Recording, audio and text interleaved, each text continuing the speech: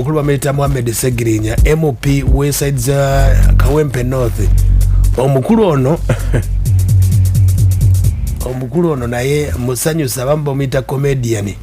Olunaku olwaleero omukulu nagenzeeko ku kirebe kya Nuupu osobola okuba ate nga bazzaawo enkolagana nga bomanyi nti omukulu ono Segirinya we yaviira eyo ebweru waliwo ekibooziboozi ekyali kitambula nga bagamba Segirinya teyalwala yalya ssente yeebuzaabuza ayagala kujja nga ajje okumusaasira ate agende mu kisanja ekyokubiri. Omukulu gwe bayita Waiswa Mufumbiro ono nno ye mwogezi wa Nuupu. Omukulu ono yavaayo n'ategeeza Segirinya alimba ali kabadi ayagala basobola okuba tebamukwatibwa ekisa n'akalulu akajja. Segirinya we yaviira mu ddwaliro yayogera ebigambo bingi nnyo n'ategeeza nti oyo Waiswa tagezangako wadde n'ajja okumuziika era yategeeza maama we amuyiranga enfuufu. Segirinya ebigambo bino yabyogera kubanga tubiina kati olunaku olwayera ate bikyuseemu. Kati gwe sooka owulire kubanga Segirinya yasooka n'ayogera ebigambo bino nga yakakomawo okuva mu ddwaliro ng'abigamba Waiswa. Naye ate nkaaba amaziga ne gankulukuta omusajja amyuka omwogezi w'ekibiina yagenda ku Facebook n'agamba nti Segirinya yeerwaza. Kino nkyogerera wano n'amaziga gampitamu omuntu n'akola statement bwetyo kuba singa nnafudde era yandize n'aziika. Naye kino nkisindikira maama wange anzaala omusajja oyo mwenna mumumanyi eyankolako statement ng'ega Segirinya yeerwaza. Maama omusajja oyo bwenfanga kubanga okusinziira ku basawo kye baŋŋambye manyi nja musooka okufa tajjanga okunziika. Nkyogeredde wano mba amawulire mu mmwe tajjanga okunziika kuba okusinziira abasawo bye baŋŋambye ensonga lwaki mbagaye nti nnyinza okumusooka okufa. Tosobola kukola ku muntu statement bwetyo ng'afa nava wano nga nfa mulenzi. Ebigambo bye bimu Segirinya bye yayogera ebyenfuufu bibino ng'agamba maama we Segirinya bw'ali baafudde Waiswa Mufumbiro wajjira mu lumbe bamuyiira akataasa k'enfuufu. Tajjanga era ekyo maama nkusaba oyolanga ebbaafu y'enfuufu n'ogimuyiira omusajja oyo. Musajja n'endwala n'enjagala n'embanga ngenda kufa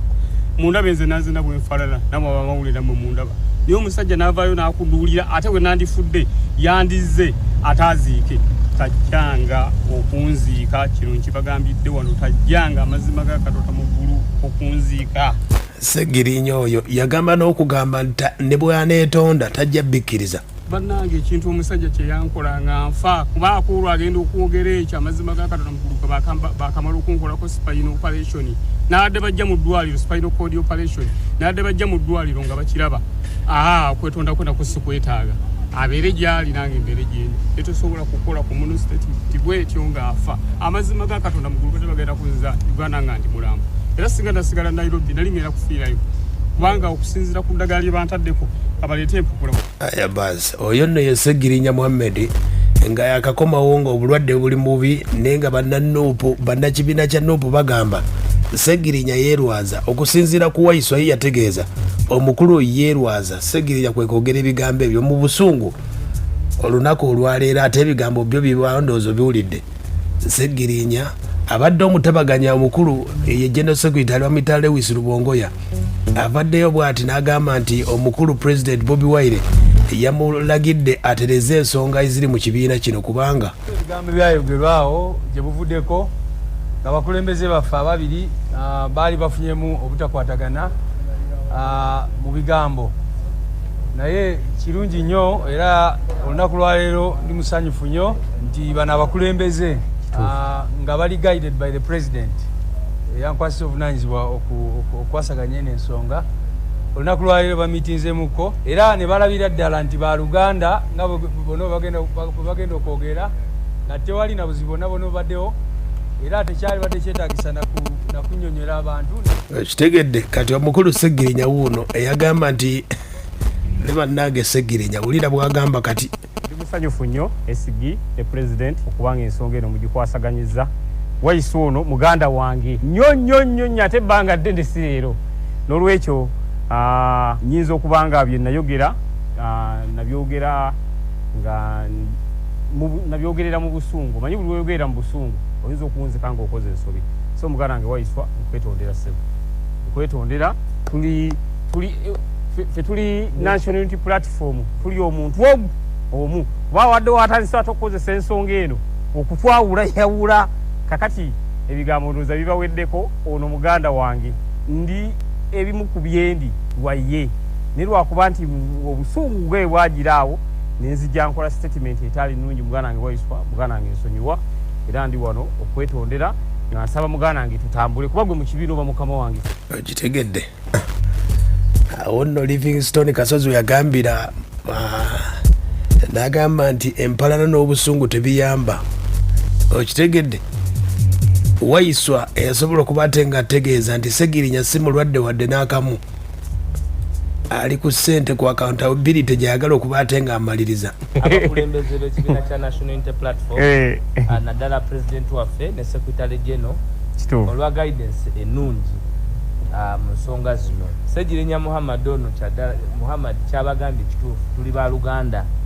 nze naye mu kibiina kya NUP ffe bannabyabufuzi abedda abakuzenga bw'omulengera nga adduka nga hayi yadduse mingi so bingi bye tubadde tusharing okuva emabega nga bibadde tebiyinza ate kufattoge ebirungi bye tuzimbye emyaka gyonna nze Segirinya abasinga tebamanyi naye tewaliwo nsonga nkulu ebeera mu bulamu bwe nga sigiriimu ebbanga lyonna okujjako eno bwe yali nti yaliwo nensanga wa mitala naye ebbanga lyonna Segirinya abankwatako ensonga ye yonna naye akimanyi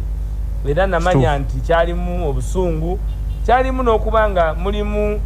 mulimu abantu abalala bayinza okukwata mu time enfu ne bakuteeka mu story ate nga bannabyabufuzi ebyo babikozesa nnyo nga advantage mwena mubamanyi naye nze Segirinya mu muganda wange yemwagaliza abimanyi nti bingi n'okusukkako ate tuli fenna ku platform ya manyi g'abantu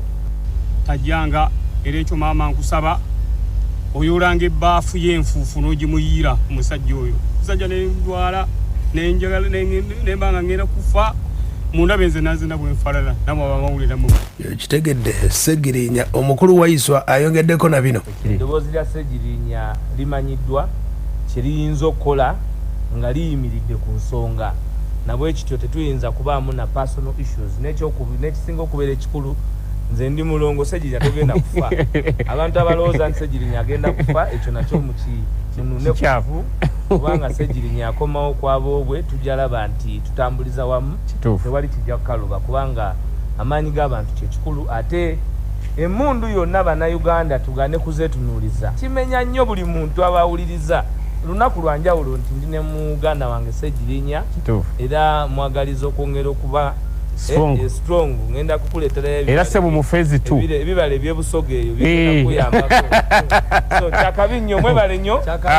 kyakabinnyo people power aya basi bwekibadde bwekitya amakya ga leero omukulu Segirinya n'ategeeza nti amugambye Waiswa yagenda okusoma n'ekiraamo bw'ali baafudde agambye kati ebyenfuufu bivuddewo bannanga omwana Segirinya ensonga bwe yazoogera bw'atyo ndi musanyufu nnyo SG ne president okubanga ensonga eno mugikwasa naye ate nkaaba amaziga ne gankulukuta omusajja amyuka omwogezi w'ekibiina yagenda ku Facebook n'agamba nti Segirinya yeerwaza kino nkyogerera wano n'amaziga gampitamu omuntu n'akola statement bwetyo kuba singa nnafudde era yandize n'aziika naye kino nkisindikira maama wange anzaala omusajja oyo mwenna mumumanyi eyankolako statement ngega Segirinya yeerwaza maama omusajja oyo bwenfanga kubanga okusinzira ku basawo kye baŋŋambye manyi nja musooka okufa